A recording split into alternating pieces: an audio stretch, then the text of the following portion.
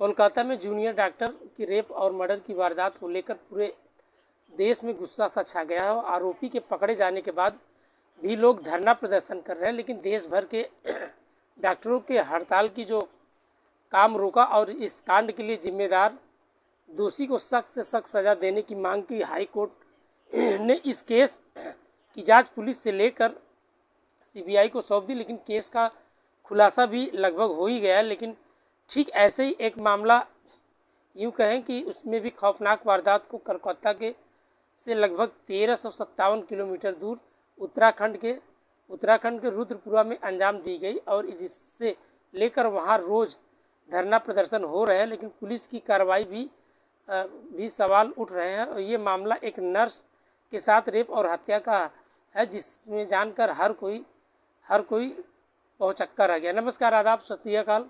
Bhadohi plus में आप सबका स्वागत है। मैं आपका दोस्त अमित कुमार। आज हम जो सच्ची घटना का जिक्र करने वाले हैं जो काफ़ी बेहद खौफनाक है। दरअसल 30 जुलाई इस खौफनाक का वारदात का अंजाम होता है और ये मामला उत्तराखंड के ऊधम सिंह नगर इलाके से। इस ज़िले में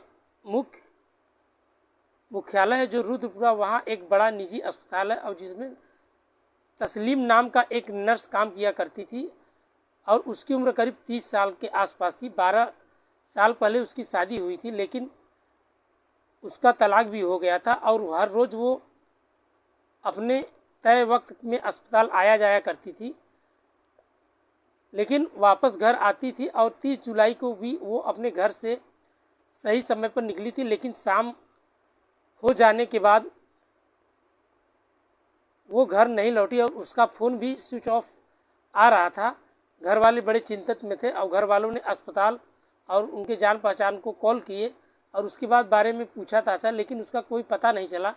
रात भर उसके परिजन उसे तलाशते रहे, लेकिन उसका कोई फिर भी पता नहीं चला।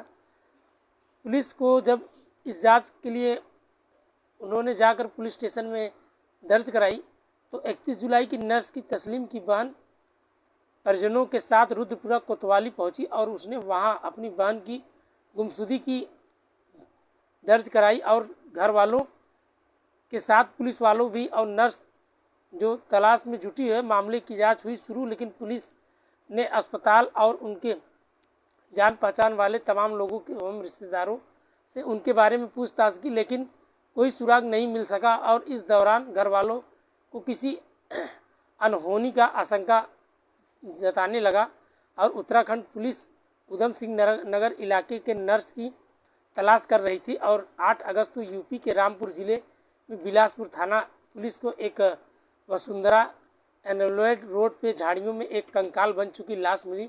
और ये इलाका बेहद एक्टिव है जो बिलासपुर से की तहत आता है और लाश जिस हाल में मिली थी उसकी पहचान करना थोड़ा मुश्किल ही नहीं बल्कि बहुत ज़्यादा मुश्किल था, क्योंकि उसका चेहरा और खाल पूरी तरह से ख़त्म हो चुका था और खोपड़ी साफ नज़र आ रही थी। हैरानी की बात यह थी कि पूरी लाश कंकाल बन चुकी थी और लेकिन उसके साथ और पैर सही नहीं दिख रहे थे। लेकिन फिलहाल पुलिस ने जब वहां आसपास में छानबीन तलाशी शुरू किया तो एक महिला का आईडी कार्ड उन पुलिस को मिला और वो आईडी कार्ड तस्लीम का ही था जो पुटेला अस्पताल की नर्स के थी। और इसके बाद वो बिलासपुर में थाना पुलिस ने उस लाश को पोस्टमार्टम के लिए भिजवा देती है। लेकिन जब पोस्टमार्टम रिपोर्ट में आई तो खुलासा हुआ कि लाश एक महिला की थी जिसके साथ बलात्कार भी किया था, फिर गला दबाकर उसकी हत्या भी की गई थी। लेकिन यूपी पुलिस ने इस आईडी कार्ड के आधार पर फुटेज में अस्पताल में संपर्क किया और उन्होंने एक महिला की लाश मिलने की जानकारी दिया। और उधर रुद्रपुर पुलिस में नर्स की तलाश में जुटी जांच में पुलिस को पता चला कि 30 जुलाई की नर्स हॉस्पिटल से लौटते वक्त उत्तर प्रदेश के बिलासपुर थाना इलाके के डिबडिबा की तरफ जाती हुई दिखाई दे रही थी और उसी तस्वीर में वहां लगे एक सीसीटीवी कैमरे में कैद हो गई थी। उसके बाद नर्स की तलाश उत्तराखंड पुलिस की लगभग टीमों ने लगा गया था और इस बीच अस्पताल के जरिए रुद्रपुर थाना क्षेत्र में तस्लीम की आईडी कार्ड और एक लाश रामपुर के बिलासपुर थाने इलाके में बरामद होने की जानकारी मिली। लेकिन फौरन पुलिस एक टीम को यूपी के बिलासपुर थाने में के लिए रवाना कर दी गई और इसके बाद उत्तराखंड पुलिस ने इस नर्स के का मोबाइल नंबर भी सर्विलांस पे लगा दिया और पुलिस सीसीटीवी फोटो को जब खंगालने लगा तो एक संदिग्ध युवक की दिखाई दिया जो नर्स के पीछे पीछे जाता हुआ दिख रहा था और अब पुलिस के रडार पर वो शख्स था जो सीसीटीवी फोटो में दिख रहा था। और इस दौरान पुलिस को मौकाए वारदात पर एक एक्टिव फ़ोन नंबर के सर्विलांस पर एक अहम जानकारी मिली, लेकिन इसके आधार पर रुद्रपुरा पुलिस की टीम यूपी के बरेली जिले की शाही थाना के क्षेत्र तुरस्सा पट्टी गांव में पहुंची और पुलिस को शक था कि महिला का कातिल वही हो सकता है, लेकिन पुलिस का वहां कोई नहीं मिला। मगर उत्तराखंड के एक ऐसे इनपुट मिल गया था जो पुलिस की अलग अलग टीमें बनाकर यूपी और हरियाणा राजस्थान के लिए रवाना कर दिया गया था। इसी बीच पुलिस को एक संदिग्ध युवक की लोकेशन राजस्थान में मिली और इसके बाद उत्तराखंड पुलिस ने राजस्थान के जोधपुर में तवीज़ देकर धर्मेंद्र नाम के एक शख्स को उसकी पत्नी खुशबू को गिरफ्तार कर लिया और फिर उन्हें रुद्रपुरा ले आई पुलिस। लेकिन 30 जुलाई 8 अगस्त के बीच नर्स की गुमशुदगी की खबर पूरे राज्य में फैल चुकी थी, बल्कि रुद्रपुर के समेत पूरे जिले के लोग सड़कों पर भी उतर आए थे। जब नर्स के साथ रेप और उसकी हत्या की खबर निकल कर सामने आई तो लोगों में गुस्सा फूट गया था, लेकिन जगह जगह तक धरना प्रदर्शन और 14 अगस्त को पुलिस ने इस मामले की खुलासा करने का दावा किया और धर्मेंद्र को मीडिया के सामने आरोपी बताकर पेश भी किया गया। लेकिन उधम सिंह नगर जिले के वरिष्ठ पुलिस अधिकारी एसएसपी डॉक्टर मंजूनाथ टीसी ने बताया कि पूछताछ के दौरान आरोपी धर्मेंद्र ने अपना जुर्म भी कबूल किया। आरोपी ने बताया कि 30 जुलाई को शाम को उसने महिला को वसुंधरा कॉलोनी जाने वाली एक सड़क पर अकेला जाते हुए देखा। उसकी नीयत खराब हो गई और आरोपी अंधेरे का फ़ायदा उठाकर महिला के साथ ज़बरदस्ती झाड़ी में ले गया, जहां से उसने महिला के साथ रेप जैसे वारदात की प्रयास की। लेकिन जब महिला ने उसका विरोध किया तो आरोपी ने उसका सिर सड़क पर पटक दिया और फिर उसके साथ रेप किया। लेकिन आखिरी रेप में बाद आरोपी ने चुन्नी से महिला का गला दबाकर उसकी हत्या कर दी। और पुलिस ने आगे बताया कि शव को झाड़ी में ठिकाने लगाने के बाद आरोपी नर्स का मोबाइल और 30,000 रुपया लेकर फरार हो गया, जिसके बाद पुलिस ने राजस्थान से उसे गिरफ्तार कर लिया है। लेकिन एसएसपी डॉक्टर मंजू टीसी ने दावा किया है कि आरोपी धर्मेंद्र ने ही नर्स को दबोच कर रेप किया और उसकी हत्या कर दी। लेकिन आरोपी को गिरफ्तार कर जेल भेज दिया गया। लेकिन इस दौरान 9 अगस्त को कोलकाता के जूनियर डॉक्टर के साथ जो रेप और कत्ल के मामले को लेकर बवाल शुरू हो चुका है, जिसका असर नर्स रेप और हत्याकांड को दिखाई दे रहा है। वही युवक, छात्रा और कई संगठन हत्या भी इस विरोध पे सड़क आए, लेकिन असल में किसी को पुलिस की कहानी पर यकीन नहीं था। लेकिन नर्स के परिवार वालों का कहना था कि जो खुलासा पुलिस ने किया है वो भी झूठा है, जिसे आरोपी बनाकर पुलिस ने मीडिया के सामने पेश किया वो एक नशेड़ी है, जिसने जुर्म कबूल करने के लिए पुलिस ने मजबूर किया। और पुलिस ने महिला मृतक नर्स के परिवार और जनता को पुलिस की कहानी पर भरोसा नहीं था, इसलिए अब जनता गुस्साए पुलिस भी निकाल लोग को पुलिस के खिलाफ प्रदर्शन करने लगी। लेकिन पुलिस के खुलासे के मृतक नर्स के परिवार लगातार सवाल उठा रहे थे, वो लगातार सीबीआई की मांग की जांच कर रहे थे।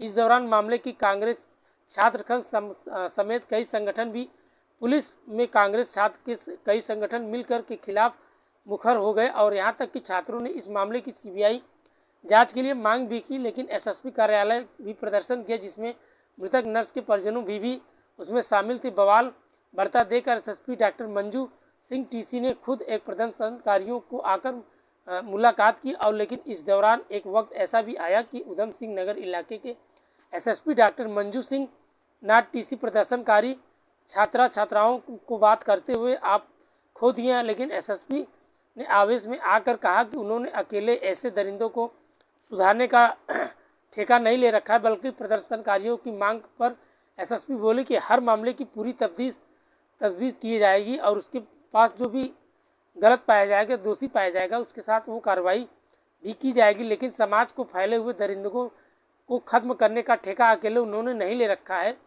जब समाज में ऐसे लोग पैदा हो रखे हैं तो क्या कर सकते हैं। ऐसा बयान को लेकर पुलिस ने कप्तान के सवालों पर घेरे में आ गए।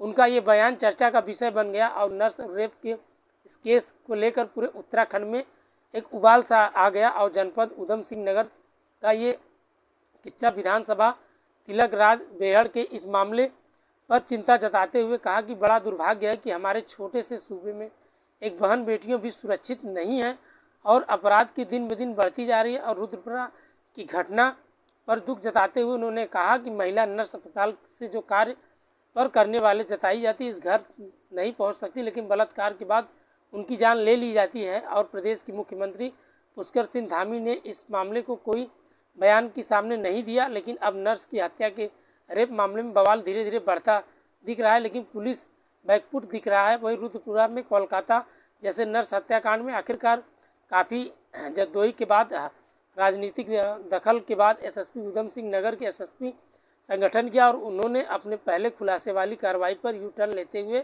एसआईटी का एक पर्यवेक्षण कार्रवाई पर पुलिस अधीक्षक अपराध चंद्रशेखर घोगड़े को एक सौंपा, और जबकि एसएसपी का प्रभारी अधिकारी रुद्रपुरा की पुलिस अधीक्षक नगर मनोज कत्याल को भी बनाया टीम प्रभारी के तौर पर। क्षेत्र रुद्रपुरा निगमांग को तोमर अन्य को अधिकारियों को इसमें शामिल भी किया। इस मामले में ऐसा कोई सवाल नहीं जिसमें जवाब एक एसआईटी को तलाश करने में मसलहम हो, लेकिन महज 9 दिनों में इस लड़की का लाश कंकाल कैसे बन गया, जबकि उन्होंने हाथ पैर भी सही सलामत थे। लेकिन क्या नर्स को एसिड डालकर उसको जलाया गया था? नर्स की बेटी का जो मोबाइल फ़ोन और धर्मेंद्र की पत्नी के पास कैसे पहुंचा? सीसीटीवी फोटो में दिखने वाला ये शख्स आखिर कौन था? नर्स के हत्याकांड के मामले में पुलिस की लापरवाही सामने आने के बाद अब किसी पुलिस पर कोई एक्शन नहीं लिया गया। अब लोगों को निगाहें एसआईटी की जांच पर नज़र लगी हुई है। जितना इस मामले को देखा जा रहा है उतना ही सीबीआई जांच की मांग पर पकड़ती जा रही है। यही नहीं है बल्कि विपक्षी दल कांग्रेस भी इस मामले को लेकर राज्य सरकार को घेरा में शुरू कर रही है। लेकिन अब लोगों में केवल इसी बात का इंतजार है कि आखिरकार रुद्रपुरा की बेटी को इंसाफ कब मिलेगा। नमस्कार दोस्तों, कहानी अगर आपको अच्छी लगी हो तो कमेंट में अपनी राय जरूर बताइएगा। दोस्तों, इस कहानी के माध्यम से किसी का दिल दुखाना नहीं था, बस आपके साथ शेयर करना था। कहानी अगर आपको अच्छी लगी हो तो कमेंट में अपनी राय जरूर बताइएगा। आप अपना सपोर्ट और प्यार बनाए रखिए, ऐसे ही हम आपके लिए हर रोज़ नए नए वीडियो लेकर आते रहेंगे। दोस्तों, आज दो जन का जो है उसमें उनका जन्मदिन है, आज हम उनका नाम लेना चाहेंगे। उनका मैसेज भी आया था। दरअसल एक है राम कुमार जो है रामगढ़ से हैं, उनको जन्मदिन की ढेर सारी शुभकामनाएं। और दूसरे हमारे कंस्टेंट है मिस्टर रामविलास जो बिलासपुर से हैं, उनको भी जन्मदिन का आप सभी को ढेर सारी शुभकामनाएं। दोस्तों, आशा करते हैं आप लोग खुश होंगे, सेफ होंगे, सुरक्षित होंगे। मिलते हैं नेक्स्ट वीडियो में। आज के लिए इतना ही, तब तक के लिए बाय बाय, गुड नाइट, जय हिंद दोस्तों।